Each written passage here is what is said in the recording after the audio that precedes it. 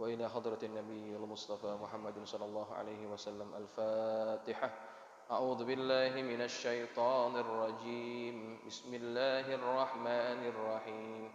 الحمد لله رب العالمين الرحمن الرحيم مالك يوم الدين إياك نعبد وإياك نستعين اهدنا الصراط المستقيم صراط الذين أنعمت عليهم غير المغضوب عليهم ولا الضالين آمين. السلام عليكم ورحمة الله وبركاته. الحمد لله رب العالمين وبه نستعين على أمور الدنيا والدين والصلاة والسلام على أشرف المرسلين سيدنا مولانا محمد وعلى آله وأصحابه أجمعين. سبحانك لا علم لنا إلا ما علمتنا إنك أنت العليم الحكيم. رب اشرح لي صدري ويسر لي أمري واحلل عقدة من لساني يفقه قولي. أما بعد فإن أصدق الحديث كتاب الله تعالى وخير الهدي هدي محمد صلى الله عليه وسلم وشر الأمور محدثاتها وكل محدثة بدعة وكل بدعة ضلالة وكل ضلالة في النار.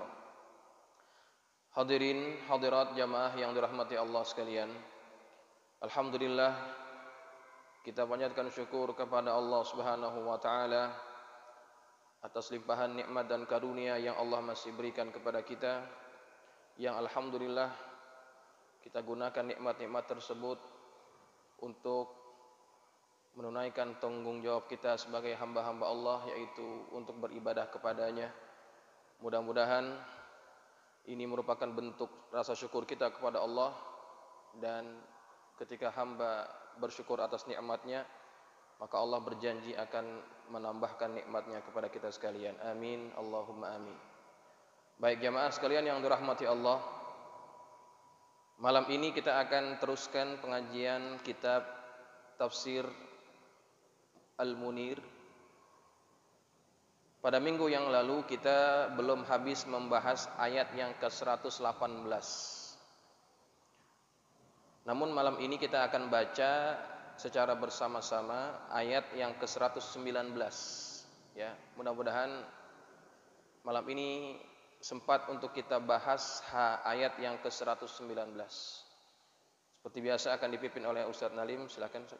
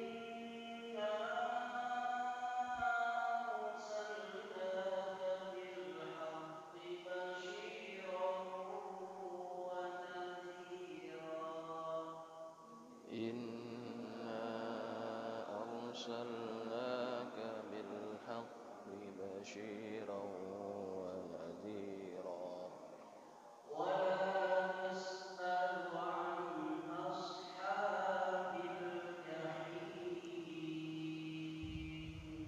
ولا تسأل عن أصحاب الجحيم صدق الله العظيم صدق الله العظيم. Baik jamaah sekalian yang dirahmati Allah, ayat yang barusan kita baca adalah ayat yang ke-119. Namun kita akan habiskan sedikit apa yang tertunda, apa yang tertinggal dari ayat yang ke-118. Jamaah sekalian, pada ayat yang ke-118 kita berhenti pada ayat pada bacaan laula yukallimunallah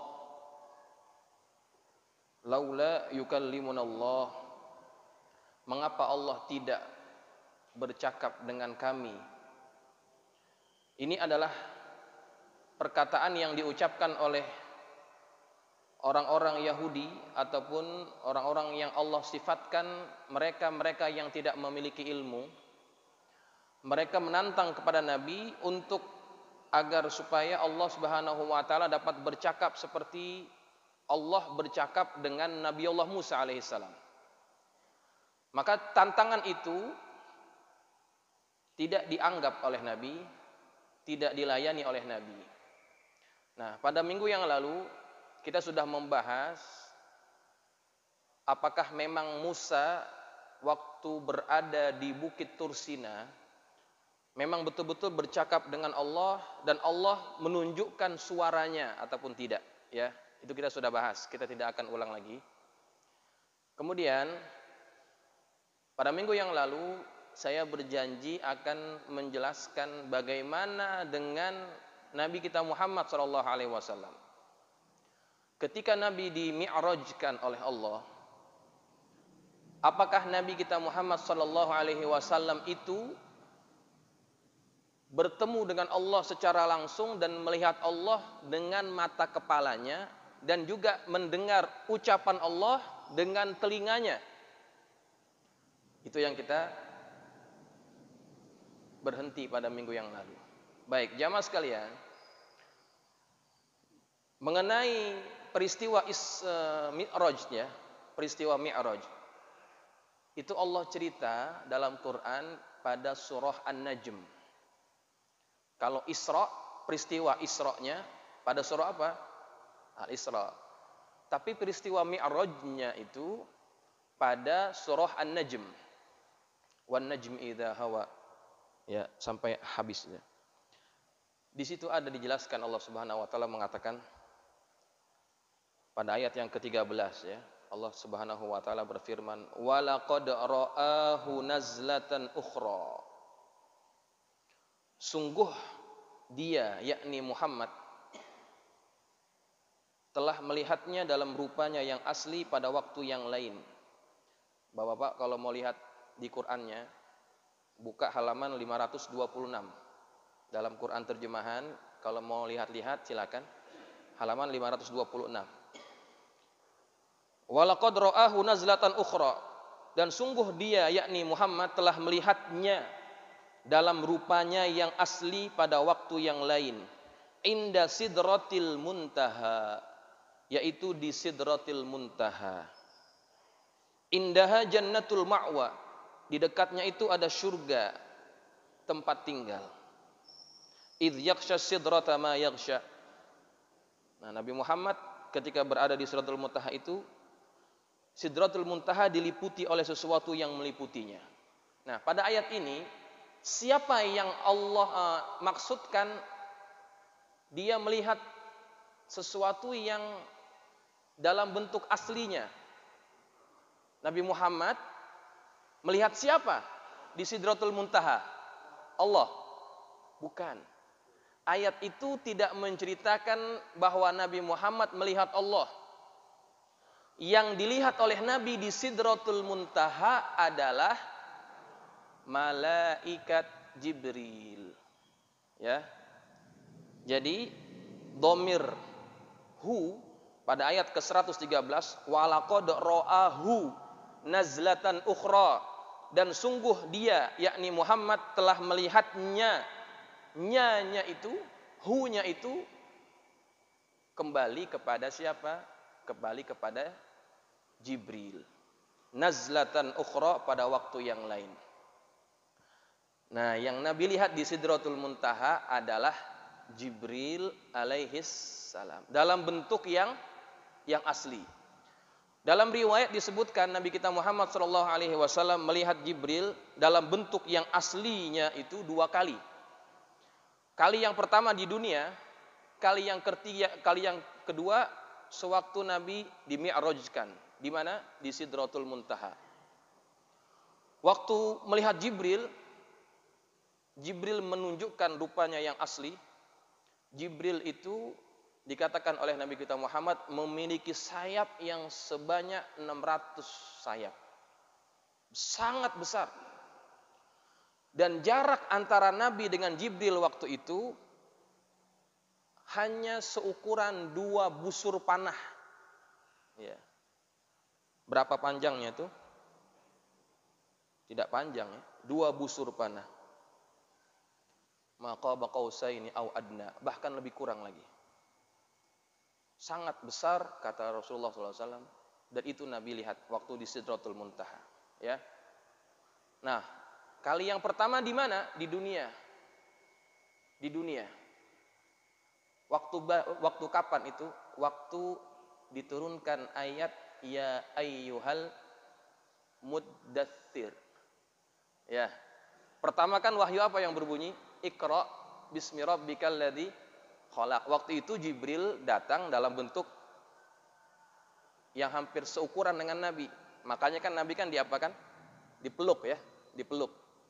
Nah, waktu yang pertama dalam bentuk yang seukuran dengan Nabi, yaitu bentuk manusia.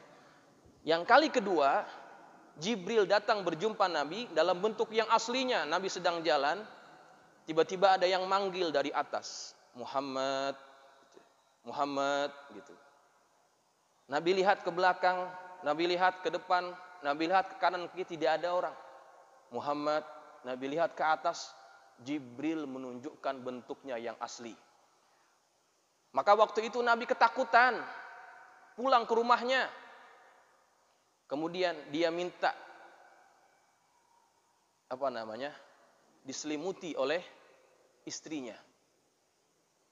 Zammiluni, zammiluni, ketakutan Nabi, menggigil karena melihat makhluk yang baru kali itu dilihat dalam bentuk yang sangat luar biasa.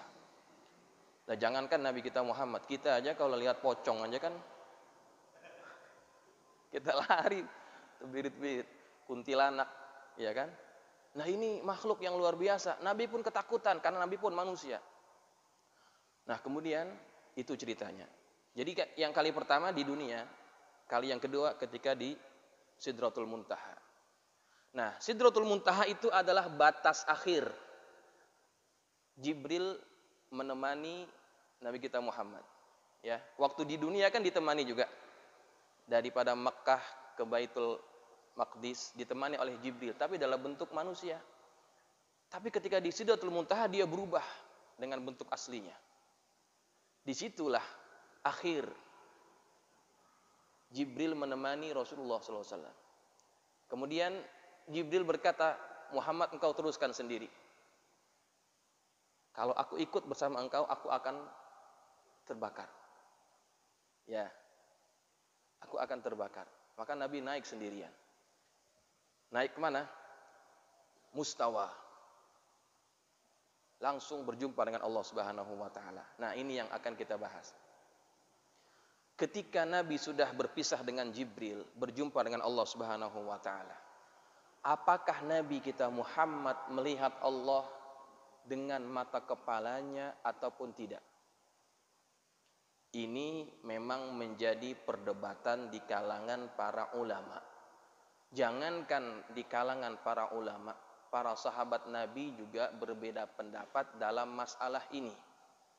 Bapak-bapak, kalau ingin lebih tahu tentang ini bisa dibaca tafsir Ibnu Katsir, itu banyak riwayat-riwayatnya.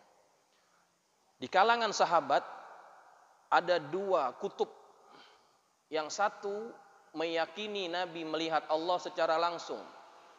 Yang satu tidak meyakininya. Artinya tidak melihat secara langsung. Tidak melihatnya, gitulah. Kutub yang pertama ini pendapat daripada Abdullah bin Abbas. Abdullah bin Abbas mengatakan bahwa Nabi kita Muhammad SAW melihat Allah.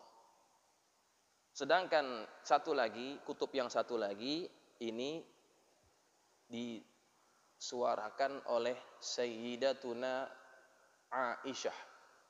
Aisyah mengatakan Nabi tidak melihat Allah dengan mata kepalanya. Ya. Nah, di situ dibahas oleh para ulama. Dan mereka mendatangkan dalil-dalilnya. dari sekian banyak dalil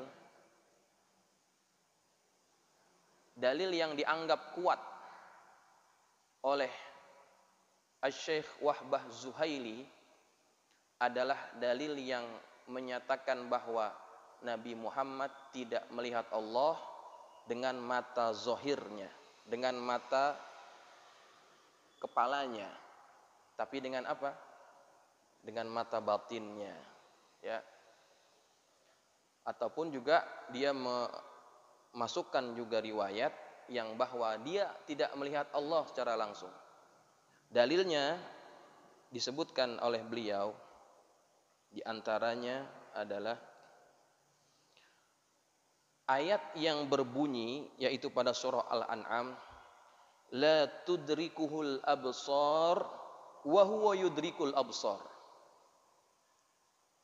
Allah tidak dapat dijangkau oleh pandangan, tetapi Allah lah yang menjangkau pandangan orang.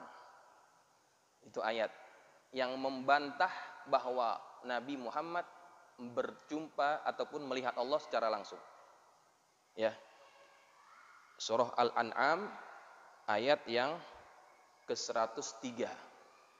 Bisa dilihat nanti. La tudrikuhul absar wa huwa yudrikul absar. Satu lagi dalil adalah yang kita bahas minggu yang lalu. Surah Asy-Syura ayat yang ke-51. Wa ma kana li basyarin ay yukallimahullahu illa wahyan aw min wara'i hijabin aw yursila rasulan. Yang kita bahas minggu yang lalu, itu ayatnya. Nah, kemudian ada dalil yang lain, yaitu daripada hadis Rasulullah SAW. Yang mana hadis ini diriwayatkan oleh sahabat Nabi yang bernama Abu Dzar. Dikeluarkan oleh Al-Imam Muslim dalam kitab sahihnya. Jadi hadisnya ini hadis apa? Sahih atau tidak? Sahih. Su'ila Rasulullah sallallahu alaihi wasallam. Rasulullah ditanya, "Ya Rasulullah, hal ra'aita rabbaka?" Apakah engkau melihat Tuhanmu? Apakah jawab Nabi? Ra'aitu nuran. Aku melihat cahaya. Ditanya oleh sahabat, apakah engkau melihat Allah? Dia tidak menjawab iya ataupun tidak. Tapi Nabi menjawab apa? Aku melihat cahaya. Bukan berarti cahaya itu adalah Allah. Tetapi yang dilihat oleh Nabi adalah cahaya itu. Ya. Nah, ini dalil yang dibawa oleh Asy-Syaikh Wahbah Zuhaili, ya, dalam menjelaskan perkara ini. Begitu ya. Nah, jadi kalau misalkan ada penceramah ataupun ustadz yang nanti ketika Isra wal Mi'raj mengatakan bahwa Nabi Muhammad berjumpa langsung dengan Allah, melihat dengan mata kepalanya, kita nggak usah salahkan, karena memang ada pendapat yang mengatakan seperti itu. Tadi kan saya sudah katakan pendapat itu dipegang oleh Abdullah bin Abbas. Tetapi dalam hadis yang tadi saya sebutkan, Nabi melihat cahaya. Itu ya. Nabi melihat cahaya. Baik. Tetapi dari segi kemuliaan, dari segi keagungan, apa yang didapat oleh Musa itu jauh berbeda dengan apa yang didapat oleh Rasulullah SAW. Nabi Musa waktu di Bukit Tursina, dia kan minta kepada Allah dapat melihat Allah, ataupun dapat Allah menunjukkan wujudnya. Kata Allah, engkau tidak akan mampu. Coba engkau lihat gunung itu. Kalau engkau mampu bertahan, maka engkau akan dapat melihatnya. Maka gunung itu kan hancur. Ketika gunung itu hancur, Nabi Musa tidak tahan, pingsan dia. Itu baru tajallinya Allah, bukan Allahnya. Baru bentuk keagungan Allah pada benda itu, Nabi Musa tidak tahan. Satu. Kedua, ketika Nabi Musa datang ke situ, ya Musa fakhla' na'laika innaka bil wadil muqaddasi tuwa. Wahai Musa, lepas sendalmu. Ya kan? Nabi Musa disuruh apa? Lepas sendalmu, engkau berada di tempat yang suci. Muqaddasi tua. Disuruh lepas. Tapi Nabi kita Muhammad SAW, ada riwayat yang menyebutkan ketika Nabi Isra dan Mi'raj disuruh lepas sendalnya. Tidak. Nabi berjumpa dengan Allah dengan semua yang dia pakai, termasuk dengan sendalnya sendiri. Artinya sendal Nabi juga mulia karena diajak berjumpa dengan Allah Subhanahu wa taala. Perbedaannya. Kemudian yang kedua, Nabi Musa tadi pingsan baru lihat tajalli Allah. Tapi Nabi kita Muhammad SAW tidak pingsan sama sekali ketika berhadapan ataupun berada sangat dekat dengan Allah Subhanahu wa taala. Bahkan dapat melihat apa yang tadi kita ceritakan itu. Tidak pingsan, tidak gemetar dan tidak ada perasaan gentar ketika berjumpa dengan Allah Subhanahu wa taala. Ini perbedaan antara Nabi kita Muhammad dengan Nabi Allah Musa alaihi salam. Ya. Nah, kenapa ada perbedaan seperti itu? Ini dibahas oleh para ulama juga, ya. Syariat Nabi Musa itu hanya untuk kaumnya, Bani Israel, tidak untuk kaum yang lain. Tapi syariat Nabi Muhammad itu sampai akhir zaman. Maka agar ajaran ini betul-betul dapat meresap kuat di hati umatnya, maka Nabi diberikan kesempatan untuk langsung berjumpa dengan Allah. Maka ketika dia berhadapan langsung dengan Allah, ada keyakinan lebih terhadap apa yang disampaikan itu. Ya. Seperti misal beginilah. Kalau misalkan kita mendengar satu tempat yang indah, tapi kita baru dengar-dengar aja. Lihat dari apa? Dari Facebook, dari Instagram. Satu tempat yang indah, katakan di mana yang indah? Contohnya di mana? Di Lombok, katakan begitu ya. Tempatnya indah, bagus, bersih, pantainya pun bersih. Dari mana kamu tahu? Lihat di Instagram, lihat di internet. Apabila dibandingkan dengan orang yang sudah datang ke sana, penjelasannya lebih meyakinkan yang mana? Penjelasannya lebih meyakinkan orang yang sudah datang ke sana, ya. Maka Allah memberikan kesempatan langsung kepada Nabi kita Muhammad untuk berjumpa dengan Allah, menerima tugas, menerima amanah berupa sholat 5 waktu itu, agar apa? Agar ketika Nabi sampaikan kepada umatnya, ada keyakinan yang besar kepada Nabi terhadap apa yang dibawanya tersebut. Ya, itu diantara penjelasannya. Baik, jamaah sekalian yang dirahmati Allah, kita teruskan kitab Tafsir Al-Munir.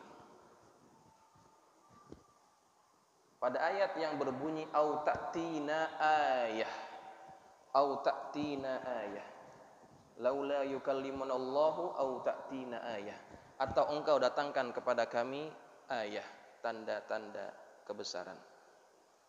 Fa in kana Allahu ta'ala la yaf'alu dzalika, maka seandainya Allah tidak dapat melakukan hal itu, yakni tidak dapat menunjukkan secara langsung ataupun memberikan tanda-tanda kekuasaannya, falima la yakhussuka biayatin wa mu'jizatin ta'tina, maka kenapa Allah juga tidak mengkhususkan kepadamu dengan ayat dan mukjizat yang khusus kepada kami. Wa hadza minhum inkarun fi kaunil qur'ani ayatan wa mu'jizatan. Dan ucapan ini daripada mereka itu adalah bentuk pengingkaran pada keadaan Al-Qur'an yang merupakan adalah ayat dan juga mukjizat. Li'annahum law aqarru bikaunihi mu'jizah, karena sesungguhnya kalau mereka meyakini Al-Qur'an itu adalah mukjizat, lastahala an yaqulu dzalika, maka mustahil mereka berkata dengan perkataan seperti itu. Tsumma ajaballahu ta'ala an hadhihi syubhah, kemudian Allah menjawab atas keraguan ini, kesamaran ini, biqaulihi, dengan perkataannya, dengan firman-Nya, kadzalika ay mithlu dzalika al-qaulu syani'u as-sadiru 'anil 'inadi.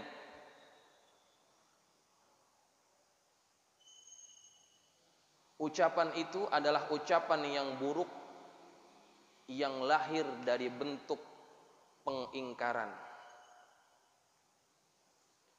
Qala alladzina min qablihim kadzalika qala alladzina min qablihim. Yang demikian itu, yang seumpama itu adalah juga perkataan yang diucapkan oleh orang-orang yang sebelum mereka. Ay min kuffaril umamil madiyati li anbiyaihim, yakni ucapan-ucapan daripada kaum kafir, daripada umat-umat sebelum mereka, umat-umat terdahulu, terhadap nabi-nabi mereka. Mithla qaulihim, seperti ucapan mereka itu, fit tasydidi, dalam keengganannya, kekerasan mereka, kekerasan sikap mereka itu, wa talabil ayati, dan permintaan mereka terhadap tanda-tanda kekuasaan Allah. Faqalu, mereka berkata, arinallaha jahratan, tunjukkanlah kepada kami Allah secara langsung. Nah ya, jamaah sekalian, jadi Allah Subhanahu wa taala mensifatkan apa yang diucapkan oleh orang yang dihadapi Nabi ini sama persis terhadap ucapan umat-umat terdahulu yang pernah minta kepada nabi-nabi mereka. Di antara yang disebutkan oleh pengarang kitab, ucapan-ucapan mereka, ucapan-ucapan umat terdahulu yang minta kepada kaum, yang minta kepada nabinya, arinallaha jahratan, tunjukkan kepada kami Allah secara langsung. Ini ayat ada pada surah An-Nisa ayat 153. Bani Israel itu pada zaman Nabi Musa pernah minta kepada Nabi Musa, tunjukkan Allah secara langsung. Tapi apa yang terjadi? Fa akhadhathumus sa'iqatu bizulmihim, Allah malah menghukum mereka dengan cara menyambar mereka dengan petir, mati semuanya. Ya, itu pernah terjadi. Wa qalu, dan juga ada ucapan yang mereka pernah katakan, lan nasbiru ala ta'ami wahidin, kami tidak akan pernah bersabar dengan makanan yang hanya satu jenis. Ya, ini juga ada pada surah Al-Baqarah ayat yang ke-61. Pada ayat yang ke-61 Allah Subhanahu wa taala mengabadikan ucapan mereka. Lan nasbiru ala ta'amin wahidin fad'u lana rabbaka yukhrij lana mimma tumbitul ard min baqliha wa qithaiha wa fumiha wa adasiha wa basaliha. Nih, padahal waktu itu mereka sudah dapat makanan langsung daripada mana? Daripada surga. Apa namanya? Manna dan juga salwa. Ya, manna dan salwa.